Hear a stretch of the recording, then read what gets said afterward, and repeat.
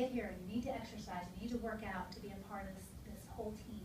And it's just a really neat program all the way around for that. Now we are worldwide, and my job with Special Olympics is I actually am in charge of all of the law enforcement across the state of Colorado. So we have, we raised about $500,000 last year. We're going to go a little bit over that this year with law enforcement alone for Special Olympics. So a lot of people think we're federally funded. Surely the Shrivers or the Kennedys fund us a little bit, maybe some state funding, but we don't have any funding for Special Olympics. And our athletes, they participate at no cost to them or their families. That's our whole goal. So it does cost a lot to put on 100 events a year. That's what we do, 22 different sports.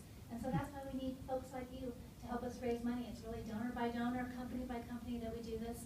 And then the law enforcement, the reason I bring them up is because this plunge that we're going to be doing is a law enforcement kind of sponsored event. We've got, boy, Denver Police Department, and this one downtown Denver, City Park alone, we have about 12 teams coming out of Denver Police Department. So we've got a lot of different police departments around the area coming in law enforcement, and we've got lots of companies, you all being one of them, that are part of this event with us down at City Park. Now, we've never done it there before, and typically we plunge into a reservoir, is what we've done in the past. We've done it for about 6 years now, and we just finished the Boulder Reservoir last weekend, so now we're gearing up towards City Park, where we hope that we'll have you come down and be a part of that.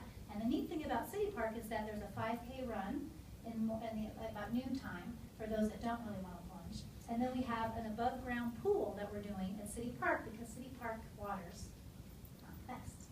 So we can't jump into those. They say a little too much goose poop is what they told us. So we can't do that. So we are going to do an above-ground pool, which I think is better because it's like 4 feet deep.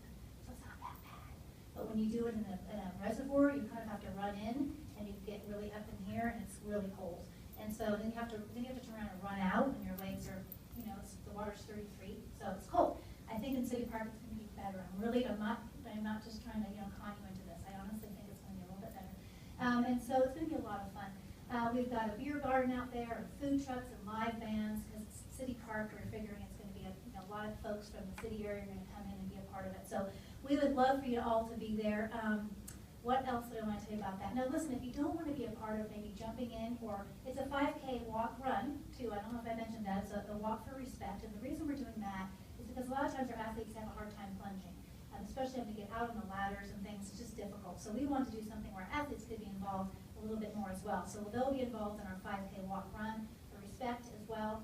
And if you don't want to do that, I know that Kelly's been sending out an email, maybe she'll do it again, with the link to your page. We want Arcanum to have a really big name and have some great fundraising. And you can just go ahead and just donate a little bit of money to the page would be great. If you don't want to be involved, just come down and be a part of it. We could use help in, you know, helping your team get out of the pool and get them towels and take lots of pictures, and that's a lot of fun too. So great team effort, great team event. Let me see if there's anything else I want to chat with you guys about. One other thing we're doing with Special Olympics, just so you know the kind of the scope. We are the leading state for Project Unify. And what Project Unify is, I don't know if you have kids in high school, but at the high schools, my kids go to Grandview High School. There's something called a Project Unified team. So example would be basketball.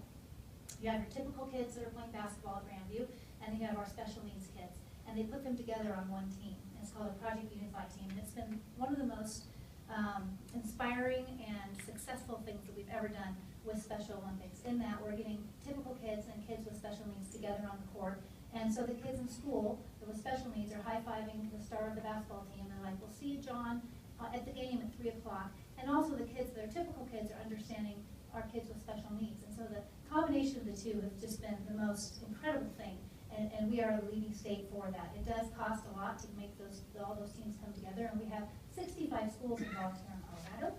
And we're going to grow to 107 this year. That's a neat thing. The other thing we're doing is for littler kids from 2.5 to 7. Called Red Shirt Rookies, and we're going around to all different elementary schools and doing the same kind of thing with typical kids. Kids with special needs are putting them together so they know more about inclusion and more about just people being together, playing sports, and having a great forum for that. So anyway, that's it for now. I think I can answer some questions after